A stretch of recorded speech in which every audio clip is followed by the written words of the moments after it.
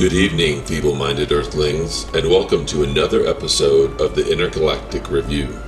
My name is Imperial Starbeast, and if you're receiving this transmission, it's because I've taken over your mind, and we are now interacting as one. Tonight I'd like to talk about Akira.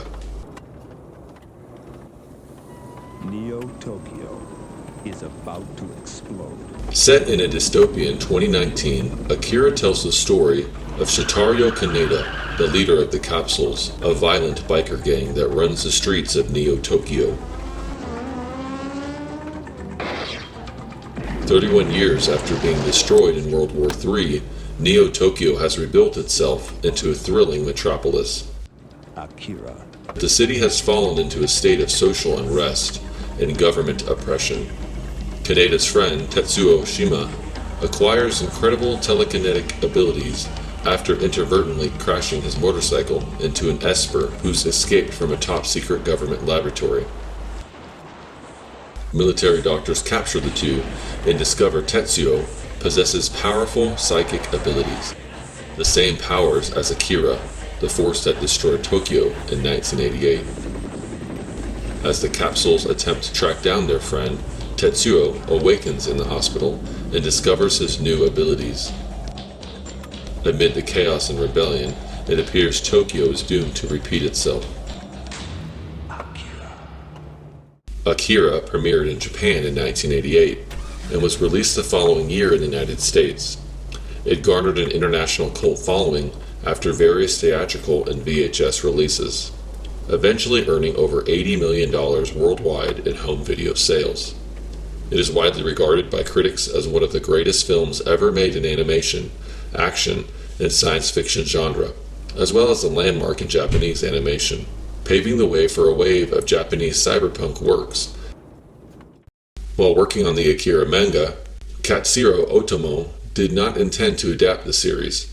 However, he became very intrigued when the offer to develop his work for the screen was put before him. He agreed to an anime film adaptation on the grounds that he retained creative control of the project.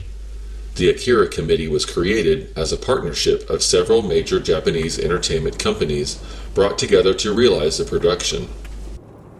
The group's assembly was necessitated by the unconventionally high budget of around 10 billion yen, intended to achieve the desired epic standards equal to the 2,000-plus page manga tale. It was the most expensive anime film up until Otomo's Metropolis in 2001.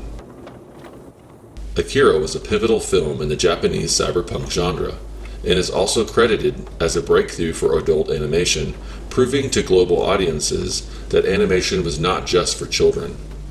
The film had a significant impact on popular culture worldwide, paving the way for the growth of anime and Japanese popular culture in the Western world, as well as influencing numerous works in animation, comics, films, music, television, and video games.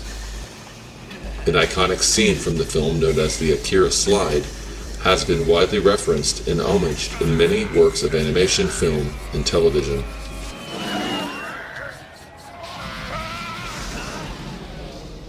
While most of the character designs and settings were adapted from the manga, the screenplay differs considerably and focuses on the first half of the manga, and does not include much of the last half because it continued publication for 2 years after the film's release.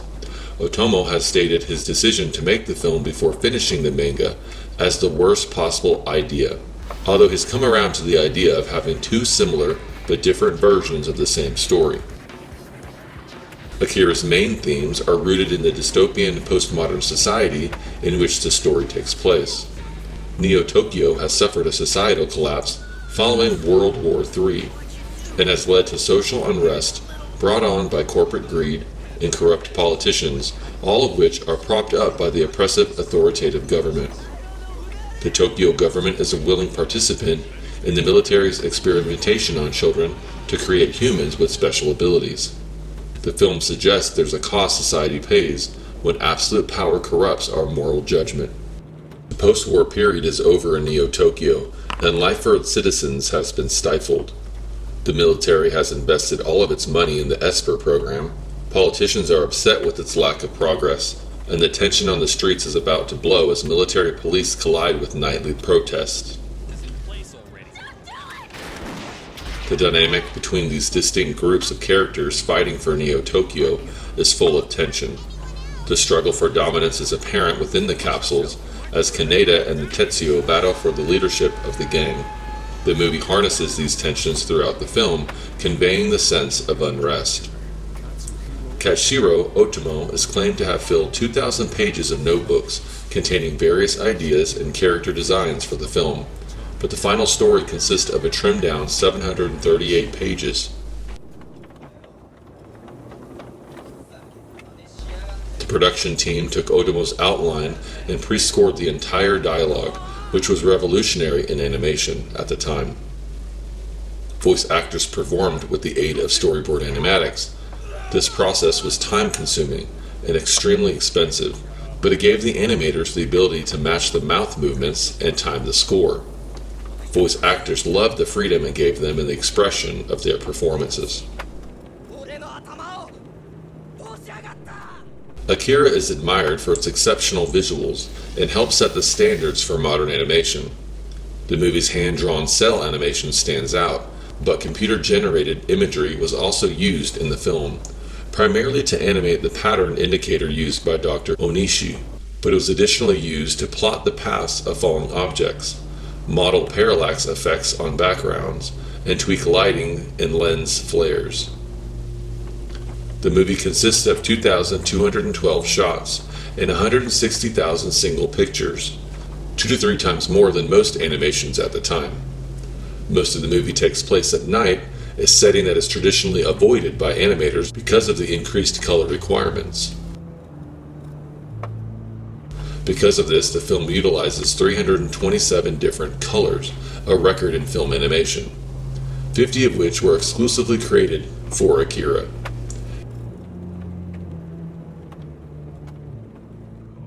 Each character had 5 different color schemes. The final result is unorthodox, but made for an impressive display of colors on theater screens. It certainly was a challenge working on Akira, but it was also a very rewarding experience. The ESPers are intriguing to see on film.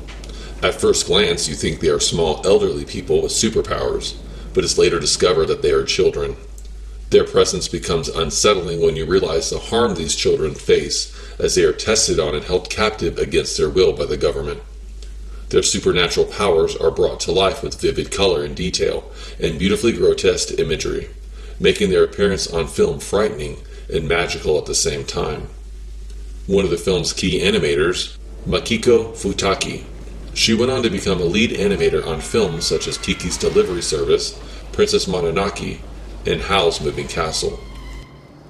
Another key animator was Yoshiji Kijami, who animated several scenes in Akira, such as the action scene in the sewers. Akira came out of the golden age of anime in the late 1980s, and is considered a forerunner of the second wave of anime that began in the early 90s. The film has gained a massive cult following and is credited for setting the scene for anime franchises to become a global cultural phenomenon. Akira's bright and vivid animation creates an effect that sets it apart from all other animations at the time. I love the attention to detail animators took in bringing to life the vast depth and scale of Neo-Tokyo. Everything in sight is independently animated, almost to the point of distraction. The city is created with layers upon layers of buildings, lights, and vibrant colors. From the sprawling backdrops that come to life as characters zoom by on motorcycles in the opening sequence, to the multitude of characters interacting within the environment. It's the closest thing you can get to breathing life into the pages of a manga and watching the story unfold on its own. Akira's complex sound design is just as noteworthy as its animation. The film utilizes quiet moments extremely well. Most notable is during the opening sequence when Tetsuo encounters the escaped ESPer. The moment the capsule see number 26, the film drops all sound, drawing you into the dreamlike moment just long enough before the bright lights and whirling engine of the helicopter break the silence. There are many moments throughout the film where silence is used in creative ways that add to the movie's unique production. The soundtrack took 6 months to complete and draws heavily from traditional Indonesian gamelan as well as Japanese music. It was composed by Shoji Yamashiro and performed by Gino Yamashiro Gumi. Yamashiro highlighted the use of the human voice to give the score for the film a special presence. The score was completed before any of the composers saw a frame of film or read the script. Because of this, the music had to be edited to fit some scenes. Some of the music was re-recorded before release. Multiple tracks are scored as part of the same song cycle, and elements of a few different tracks can be heard during the opening bike sequence.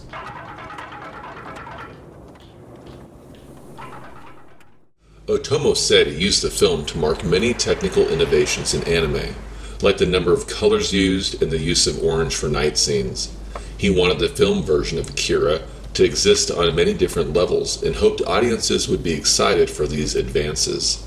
In 1992, Akira won the Silver Scream Award at the Amsterdam Fantastic Film Festival, and it was one of the 4 nominees for the 2007 American Anime Awards for Best Anime Feature.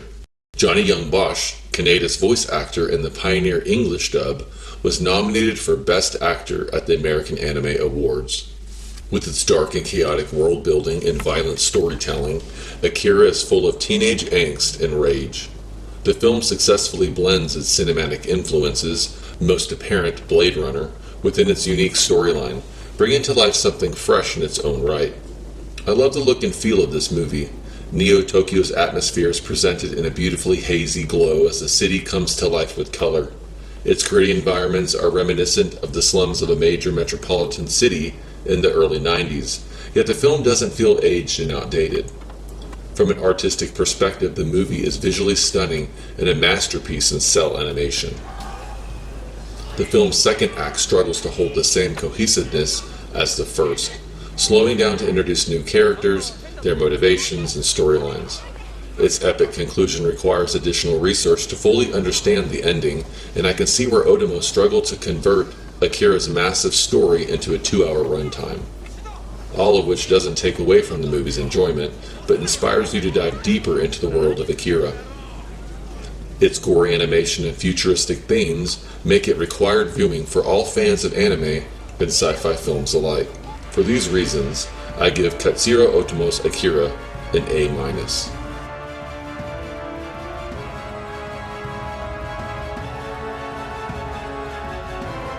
Thank you for participating, and please stay tuned for more sci-fi movie reviews. Until then, drop me a comment below and tell me what you love or hate about Akira. As always, like, comment, and subscribe, because this transmission may be the only one you hear from space.